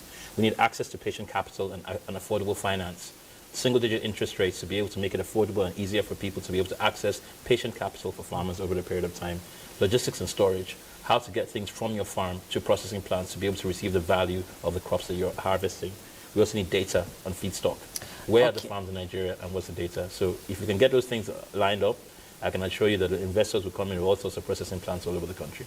Okay, Kabir Shagaya, Director of Strategy, Kavista Holdings, Agbeyawa Farm. Thank you so much, for your time on Tuesday Live today. Professor Chijioze Egesi, Executive Director and CEO, National Root Crops Research Institute, Umedike, Abia State. Well, thank you for coming on the program, taking your time to come. We appreciate you. And Dr. Kingsley Uzo, Senior Special Assistant to the President on Agribusiness and Productivity Enhancement, Office of the Vice President. As always, I've interviewed, this is my second interview with you, I think. As always, we thank you so much for your time. And the key is simple but urgent. Connect policy to practice, farms to factories, and vision to investment. That's Tuesday Live for today. Appreciate your time. Thank you so much for watching. I am Jumai Yusuf.